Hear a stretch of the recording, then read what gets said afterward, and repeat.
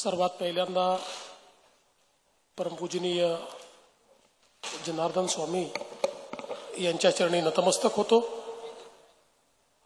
आजच्या या अमृत महोत्सवी कार्यक्रमामध्ये ज्यांनी मागील अनेक दशकांपासून जनार्दन स्वामी योगाभ्यासी मंडळाच्या माध्यमातून अनेक योग शिक्षक तयार केले, विद्यार्थी तयार केले, अनेक योग शिकणारे शिकवणारे अशा अनेकांच्या जीवनाला एक आयाम दिला ते आदरणीय रामभाऊ खांडवेजी, ज्यांनी या ठिकाणी आपल्याला उद्बोधन केलं। असे प्रखर वक्ते, कुलगुरू आणि शिक्षण आणि आरोग्य क्षेत्रामध्ये प्रचंड मोठं काम करणारे वेदप्रकाश मिश्राजी, या ठिकाणी उपस्थित सौ कलापिनी अवस्थी, श्रीमती भारतीताई कुसरे, श्री विजय शर्मा, शिवानीताई दाणी, मंचावरील सर्व मान्यवर, मंचासमोरील सर्व मान्यवर आणि या ठिकाणी उपस्थित सर्व भगिनी आणि बंधूंनो, डॉक्टर अनिरुद्ध गुर्जलवार आहेत, वसंत नानेटकर आहेत, अतुल मुजुमदार आहेत, सर्वच मान्यवर। आज मला अतिशय आनंद आहे की या अमृत महोत्सवी कार्यक्रमामध्ये 3 दिवसीय जे योग संमेलन आहे त्यामध्ये सहभागी होण्याकरता या ठिकाणी मला येण्याची संधी मिळाली। खरं म्हणजे पहिल्यांदा मी उद्या येण्याचं ठरवलं होतं, पण सगळ्यांचा आग्रह होता की पहिल्या दिवशी आलं पाहिजे आणि म्हणून मग मी काल हे विचारलं की आज दिवसभराचे कार्यक्रम करून मुंबईहून इथे पोचायला मला 8:30 वाजू शकतात, तर मी 8:30 वाजता आलो तर चालेल का? तर मला सांगण्यात आलं की 9 वाजता आलं तरी चालेल, पण पहिल्या दिवशी आलं पाहिजे। त्यामुळे मी 8:30 आणि 9च्या मध्ये 8:45 वाजता या ठिकाणी पोहोचलो। खरं तर योगाभ्यासी मंडळाचा माझा संबंध अत्यंत जुना आहे, पण माझ्याही पूर्वीपासनं माझी जी आजी होती, आता आजी नाही, पण आजी योगाभ्यासी मंडळात यायची आणि परमपूजनीय जनार्दन स्वामींना आजी खूप मानायच्या आणि आजीच्या देवघरातही त्यांचा छोटासा फोटो हा ठेवलेला असायचा आणि तेव्हापासूनचा हा योगाभ्यासी मंडळाचा परिचय। त्यानंतर या भागातनं मी नगरसेवक झालो, आमदार झालो, त्यामुळे हा परिचय सातत्याने दृढ होत गेला। वेगवेगळ्या प्रकारच्या कार्यक्रमांमध्ये नेहमीच या ठिकाणी येणं होत राहिलं। आत्ताच रामभाऊ म्हणाले गेले 6-7 वर्ष आम्ही तुमची वाट पाहत होतो। हे खरं आहे की गेल्या 5-7 वर्षामध्ये माझं येणं काही झालं नव्हतं। मध्ये एका कार्यक्रमाला येण्याची संधी होती, पण काही कारणांनी माझं येणं हे रद्द झालं होतं।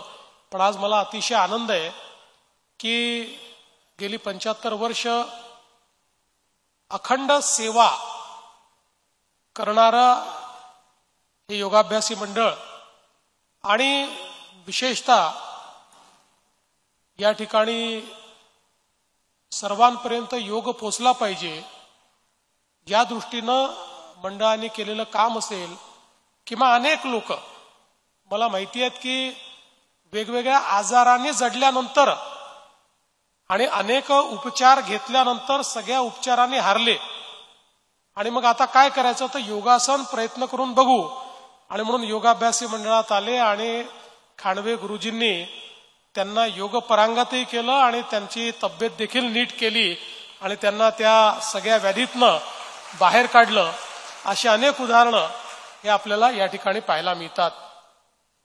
आपल्याला कल्पना आहे की योग ही आपली अतिशय प्राचीन संस्कृती आहे, अतिशय प्राचीन अशा प्रकारची ही आपली चिकित्सा पद्धती देखील आहे आणि विशेषतः योग ही रचना अशी आहे की ज्यातनं आज आपण जो कॉन्सेप्ट मांडतो की आरोग्य सेवा कशी असली पाहिजे, हेल्थ केअर कसं असलं पाहिजे, तर ते प्रिव्हेंटिव्ह असलं पाहिजे आणि ते वेलनेस करता असलं पाहिजे. या दोन्ही पद्धती या योगामध्ये आपल्याला त्या ठिकाणी अंतर्भूत दिसतात की ज्यातनं योग हा अनेक आजारांना थांबवण्याचंही काम करतो, आपल्या जीवनामध्ये आनंद आणण्याचं, वेलनेस आणण्याचं काम हे योगाच्या माध्यमातून होतं. आणि आज ज्यावेळी खूप मोठ्या प्रमाणात आपल्याला एक तणावपूर्ण जीवन हे जगावं लागतं आणि विशेषतः आपण पाहतोय की वेगवेगळ्या प्रकारचे जे काही लाईफस्टाईल डिसीजेस आहेत, जीवन पद्धतीमुळे तयार झालेले जे आजार आहेत, हायपरटेन्शन असेल, त्या ठिकाणी डायबिटीस असेल, असे वेगवेगळे आजार की ज्याचा मोठा प्रादुर्भाव हा आपल्याला समाजामध्ये झालेला दिसतो. त्या सगळ्या आजारांपासनं जर त्या ठिकाणी एक प्रकारे त्याचं प्रिव्हेंशन करायचं असेल, त्याच्यापासून दूर राहायचं असेल, तर त्याच्यावर हमखास उपाय आणि उपचार म्हणजे आपली योग पद्धती आहे की जी या लाईफस्टाईल डिसीजेसपासनं, या स्ट्रेसपासनं, सर्व प्रकारच्या तणावापासनं आपल्याला मुक्ती देऊ शकते आणि त्यातून एक प्रकारे उत्तम निरोगी शरीर आणि उत्तम निरोगी मन आपल्याला देऊ शकते. सगळ्यात महत्वाचं योग ही जी पद्धती आहे, आसनं जी आपण करतो, त्याच्यामध्ये केवळ शरीराचा विचार झालेला नाहीये, त्याच्यामध्ये मनाचा, आत्म्याचा, सगळ्या आपल्यातली जी सूक्ष्म शक्ती आहे, आपल्यातली जी चेतना आहे, या चेतनेचा आणि सूक्ष्म शक्तीचा विचार करून ही आसनं तयार झालेली आहेत. त्यामुळे केवळ ज्याला आपण ऑर्थोपेडिक्स म्हणतो तेवढ्यापुरतंही मर्यादित नाही आहेत, तर त्याच्या कितीतरी पुढे एक स्वतःची हिलिंग पॉवर ही या योगासनाच्या माध्यमातून या ठिकाणी तयार होते.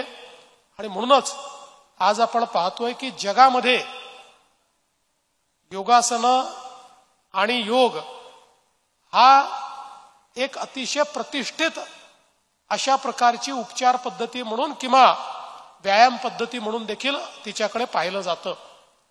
खरं तर आपले माननीय पंतप्रधान नरेंद्र मोदीजी यांचेही आपण आभार मानले पाहिजेत की ही आपली प्राचीन योग पद्धती जी आपल्या अनेक शतकांपर्यंत जीवन पद्धतीचा भाग होती, तिला आपली एक जीवन पद्धती म्हणून, एक आपली सांस्कृतिक अशा प्रकारची पद्धती म्हणून त्या ठिकाणी जगाच्या कल्याणाकरता, ग्लोबल वेलनेस करता एक प्रस्ताव संयुक्त राष्ट्रसंघामध्ये मोदीजींनी आणला. आणि संयुक्त राष्ट्रसंघाने म्हणजे सगळ्या मेंबर देशांनी त्या ठिकाणी योग दिवस साजरा केला पाहिजे अशा प्रकारचा प्रस्ताव त्यांनी मांडला. आणि आपल्याला माहिती आहे की संयुक्त राष्ट्रसंघाच्या इतिहासात असे फार कमी प्रस्ताव असतात की जे एकमताने पारित होतात. हा त्यातला एक प्रस्ताव होता, कुठल्याच देशाने विरोध केला नाही, सगळ्यांनी मिळून या प्रस्तावाला त्या ठिकाणी मान्यता दिली. आणि आज आपल्याला माहिती आहे की योग दिन हा संपूर्ण भारतामध्येच नाही तर जगातल्या 150-200 देशांमध्ये अतिशय मोठ्या प्रमाणात तो साजरा केला जातो. आणि विशेषतः आज ज्या काही विकसित अर्थव्यवस्था आहेत, जे विकसित राष्ट्र आहेत, या राष्ट्रांमध्ये तर योगासनाचे वेगवेगळे प्रकार त्या ठिकाणी तयार झालेले आहेत. त्याच्यामध्ये इम्प्रोव्हायझेशन झालेलं आहे. काही ठिकाणी कंट्रोल्ड ॲटमॉस्फिअरमध्ये योगासनं केली जातात, काही ठिकाणी हिटेड ॲटमॉस्फिअरमध्ये योगासनं केली जातात. आणि अक्षरशः त्याच्या पाठीमागे त्या त्या देशातली जी मंडळी आहेत ती, म्हणजे वेड्या शब्द योग्य नाही, पण अतिशय त्याच्या पाठीमागे आपल्याला त्याचा ते योगासनं करताना त्या पद्धतीने आपल्याला पाहायला मिळतात.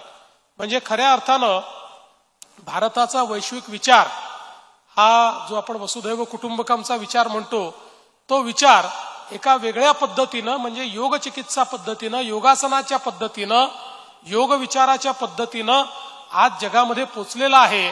आणि योगासनाच्या या संपूर्ण व्यवस्थेमध्ये संपूर्ण जग एका परिवाराप्रमाणे तो योग दिवस साजरा करतं, ही देखील मला असं वाटतं अत्यंत महत्वाची गोष्ट आहे। आणि म्हणूनच गेले 75 वर्ष या ठिकाणी परमपूजनीय जनार्दन स्वामींच्या साधनेतून तयार झालेली ही योग पद्धती आणि खांडवे गुरुजींनी ज्या प्रकारे या संपूर्ण व्यवस्थेला उभं केलं, या व्यवस्थेला या ठिकाणी एक प्रतिष्ठा मिळवून दिली आणि त्यासोबत अनेक लोकांचा एक मोठा समूह या माध्यमातून तयार केला, त्याबद्दल मी त्यांचं अतिशय मनापासून अभिनंदन करतो। आणि आता हे जे पुस्तक प्रकाशित झालेलं आहे तर मला असं वाटतं की ते 3ही भाषांमध्ये त्या ठिकाणी प्रकाशित झालंय, ते अधिकाधिक लोकांपर्यंत पोचावं अशा प्रकारचा प्रयत्न आपण करू आणि आपल्याही जीवनामध्ये योगच्या माध्यमातून आपण एक सकारात्मक परिवर्तन हे करण्याचा प्रयत्न करू, हा विश्वास मी व्यक्त करतो। या अमृत महोत्सवी वर्षाकरता मी योगाभ्यासी मंडळाला अतिशय मनापासून शुभेच्छा देतो। अशाच प्रकारे 100 वर्ष होतील त्याही वेळी खांडवे गुरुजींनीच त्या कार्यक्रमाचं अध्यक्षपद त्या ठिकाणी स्वीकारावं आणि आपल्या सगळ्यांना योग शिक्षण देत राहावं अशा प्रकारची ईश्वराच्या चरणी प्रार्थना करतो। आणि मी रात्री 9 वाजता आलो तरीही आपण सगळे उपस्थित राहिलात त्याबद्दल आपल्या सर्वांचे मनापासून आभार मानून मी माझे 2 शब्द संपवतो। धन्यवाद। जय हिंद।